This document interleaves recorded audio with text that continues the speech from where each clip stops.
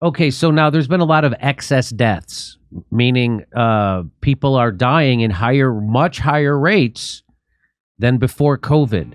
And these aren't related to COVID. So they're trying to figure out what is doing this, what's killing all these people in such high numbers. The corporate media won't cover it. The corporate media, funded by Big Pharma to the tune of 70% of their budget, won't cover the excess deaths since COVID started. I wonder why that is. Well, John Campbell is here to let us know. What do you want to say? Do you think they're being attacked by a coon dog? A raccoon dog? So John Campbell, whose Wikipedia page looks as bad as mine, he's here because he tells the truth about COVID. And so they come after you. And so he's considered a conspiracy theorist who spreads misinformation about COVID. And here he is to tell you about excess deaths. Okay, here we go. Well, a warm welcome to this talk. It's Wednesday, the 22nd of March. Now, today I'm going to be looking at a paper, and this is the paper here I want to look at. Is there a link between the 2021 COVID-19 vaccine uptake in Europe and 2022 all-cause mortality? Not COVID mortality, all-cause mortality. And this study did find such a correlation. Now, let's look at it now. This is the question. That's the paper.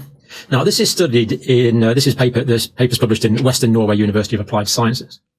Now, in Norway, they have certain freedoms that we don't have in Western countries. We don't have in the UK or the United States. For example, in Norway, you can actually camp anywhere. So there's certain freedoms in Norway that we don't have in other countries. Anyway, getting back to the topic in hand, conflict of interest statements. The authors declare no conflict of interest. So I think we can take it from this that the authors are not being paid huge amounts of money by vested interest, which of course is always good to check. So no vested interest there. The authors say we primarily study a possible link between 2021 COVID-19 vaccination uptake in Europe and all-cause mortality in 2022. So they're correlating vaccines in 2021 for COVID-19 and monthly mortality in 2022. Now, let's be perfectly clear. This is a preprint. This is not a peer-reviewed paper.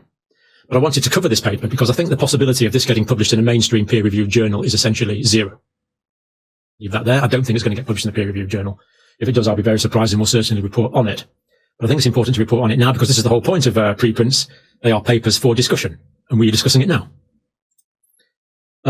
So, i.e. mortality higher than before the pandemic. So this is taking the mortality in 2022, comparing that to pre-pandemic levels. Now, they analysed 31 countries, January to September 2022. They did point out the importance of analysing the last 3 months in 2022 when they get the full data available for that. This is just where that went up to. 31 EU member states, throwing in Norway, Iceland, Liechtenstein, and Switzerland. All-cause mortality, this is a direct quote from the paper, increased more the higher the 2021 vaccine uptake. In other words, countries with more COVID-19 vaccines in 2021 had higher excess mortality in the first 9 months of 2022. This is what we call a positive correlation between vaccination in 2021 and excess deaths in 2022. And they quantify it.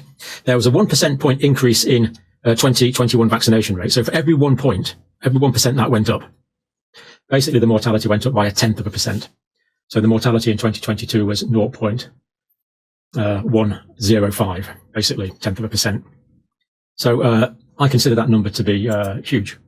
1% increase in vaccination in 2021, 0.1% increase in overall mortality in 2022. It's a huge number, absolutely huge number. When controlling for alternative explanations, the association remained robust. So they remained robust and significant. Now, 2021, all-cause mortality was lower the higher the vaccination uptake. So interestingly, in 2021, the more vaccines people had, the less people died in 2021. But in 2022, it was the opposite. But, and it's a big but, in 2021, when they controlled for other variables, that became a non-significant effect. So there was an inverse correlation between COVID vaccines and all-cause mortality in 2021, but it was not significant after they accounted for quite a few variations that they cleverly accounted for in this paper. This is from data from Eurostat. We've looked at this many times. So what I think he just said, and someone correct me, chat, if I'm misinterpreting what he just said, is that in 2021, it looked like all-cause mortality had gone down. That was the first rollout of the vax. But what he's saying is that they're saying is that that was insignificant. It wasn't actually significant, that lowering of mortality. That's what I understand he just said. Does that sound like what? Did I get it right, Kurt? Anything? No, me neither. Oh, here we go. Official European statistics, check it out for yourself. EU experienced excess mortality in the first 9 months of 2022. We've looked at that before. No question that that is the case, tragically. we're talking about mortality here as if it's some abstract concept. Of course, it's not. It's multiple individual human tragedies and bereavements. So I think there's about 4 or 5 more minutes of this, but it's to me it's fascinating. Okay, and wait till you see how he ends this. It's pretty amazing. This is why we do this. This is of massive importance. COVID-19 vaccination has prevented SARS-CoV-2 related hospital admissions and deaths. So there's evidence that in 2021, May 2021, and 13th of May, so these are both May 2021, and given that these papers were both published in May 2021, they're dealing with data from January, February, March, mostly 2021, very early on in the pandemic, the alpha and delta stages of the pandemic. So evidence that the vaccine was effective from 2021 and 2021. That's from The Lancet, that's from British Medical Journal. So vaccines were preventing SARS coronavirus 2 related hospital admissions and deaths, specifically, of course, to SARS coronavirus 2, not talking about all-cause mortality. COVID-19 vaccination has side effects such as myocarditis and pericarditis. Says who? Don't take my word for things. Well, as always, we give evidence. Evidence for myocarditis and pericarditis post-vaccine. This one's from Journal of the American Medical Association Cardiology. And note, we're now into 2022, so this is a year later. So this is 6-7 months later, 25th of January 2022. So we can clearly see that times have changed. A recent study falsified suspected association between the two diagnoses, that's myocarditis and pericarditis, and COVID-19 virus infection. So Journal of Clinical Medicine, that's that publication there. They found post-COVID-19 infection was not associated with either myocarditis or pericarditis. So that makes us a bit curious about where the increase in... So these people say COVID causes myocarditis or pericarditis. That this study says no. No, it doesn't. And we've reported that before. Okay. Myocarditis and pericarditis came from if it's not caused from the natural infection. Vaccine uptake is the percentage of the... No, this is how they got the data. Vaccine uptake, they took as the percentage of the total population that's received a primary course by week 52 of 2021. In other words, this only goes up to the end of 2021. Now, here are the countries they studied. And these are the percentages of the primary courses. Now, of course, all of this is in the article. I just put this here to show you what a huge epidemiological study this actually is. So percentage of primary courses by the end of 2021. And that's what they took their correlations from. So low in Bulgaria, going all the way up to Iceland and Ireland, 76.6%. Countries that you might be interested in, you can see there. Of course, the UK no longer a member of the European Union. We would be at very much the higher end of this. So these are the these are the countries with the highest rate of vaccination. So they call it vaccine uptake. Okay. Population size, needless to say. Their conclusion here, direct quote from the paper, the interaction between vaccine uptake and time passed in months since the beginning of 2022 is strongly significant, and implies that the mortality increase and the higher the vaccine uptake. So implies that the mortality increases the higher the vaccine uptake. The more people had vaccines in 2021. So that was vaccines in 2021. And this was increasing deaths in 2022. There is a positive correlation between the two. The higher the vaccination rate, the higher the deaths. The lower the vaccination rate in 2021, the lower the excess deaths. Now, of course, these are correlations. So they rightly went on and looked at other things that could be causing this. Potential reverse causality they looked at. Could it be the excess mortality that was causing the vaccinations? Well, they eliminated that because, of course, the excess mortality came after the correlations. And we know from the need for temporal correlations that the cause has to come before the effect. But anyway, they carried on. Concerning alternative explanations, we controlled for average all-cause mortality in 2020 and 2021 by dividing the average between 2016 and 2019. So the mortality data they were taking was from before the pandemic. So that got rid of that variable. Relatively low mortality at one period is followed by relatively high mortality and later on, vice versa. So in other words, what they're saying here is, well, if lots of people died in 2020, you'd expect, or 2021, you'd actually expect fewer people to die in 2022. And the exact opposite was the case. But they did mathematically account for that. So we know that that is not the cause of the excess mortality. But even when they took account of this, direct quote from the paper, we still observe a significant association between 2021 vaccination uptake and 2022 monthly increase in all-cause mortality. Countries with higher vaccines in 2021 had a higher all-cause mortality in 2022. Now, they did acknowledge what's called the ecological fallacy.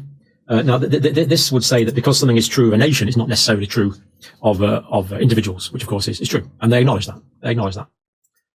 We are cautious about making individual level inferences from our nation level findings. So very honest of the researchers there. Now, excess mortality caused by delayed medical treatment or diagnosis. which of course is the main reason given in the UK Parliament for the excess deaths, that it's caused by delays in medical treatment during the pandemic, and indeed the relative chaos in the NHS at the moment, which is true. But so you can't attribute the excess deaths to people delaying their medical treatment. That's what he's saying, because people have delayed medical treatment all over the world. We cannot see that the issues have been more prevalent in high vaccine versus low vaccine countries. In other words, delay in healthcare is all over the place. All countries have delays in healthcare, but the correlation is still there. When they looked at the when they looked at the countries when they looked at the vaccination rates, when they looked at that one, the correlation is still there. So they don't think it's caused by that, and they actually specify this, i.e., we do not expect delayed diagnosis or medical treatment during the COVID-19 pandemic to substantially have included omitted variable bias. So they don't think it's that. So there we have it. It's very clear that there's a positive correlation. It's in that paper there. The higher the vaccination rates were in 2021, the higher the excess mortality in 2020. And they wanted to mandate that. My friends wanted to mandate that for everybody. What do you tell someone who doesn't have health anyway? So that's the end of this video. I've nothing more to say on that now. On a completely separate matter, I've been thinking of might go to the States and take up start playing basketball. Nothing drastic. I'd probably just start with semi-pro and then build up. But I've been looking at the terminology, and apparently you have something called a slam dunk in basketball.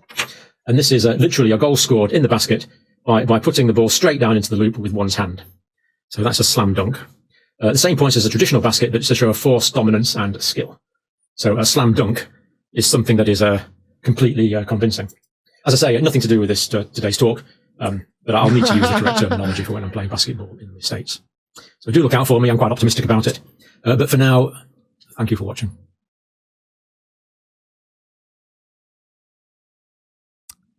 There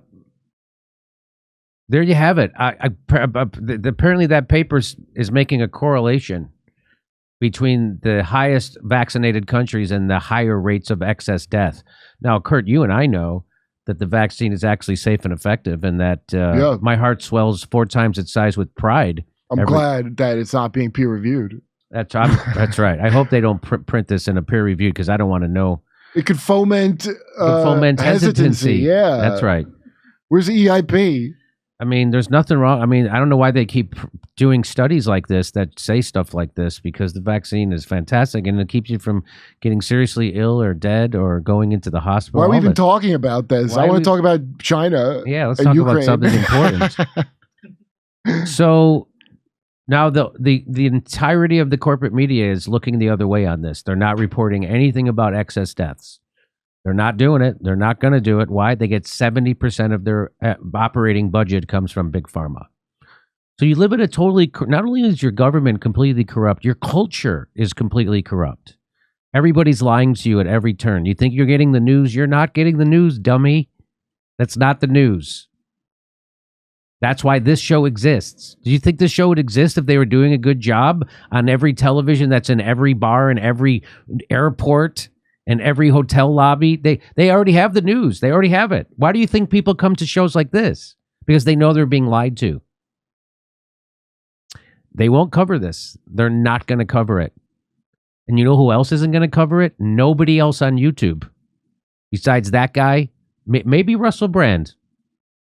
But none of the people who push the big pharma propaganda, the Young Turks, the Breaking Points, the Kyle Kalinskis, all those people, the liars at The Intercept, the Ryan Grimms, the paid liars from billionaires, they're not going to tell you this. And if they do, they're going to lie about it. Okay. Anything you want to say about this, Kurt? No. Hopefully more billionaires sell their shares in this so that...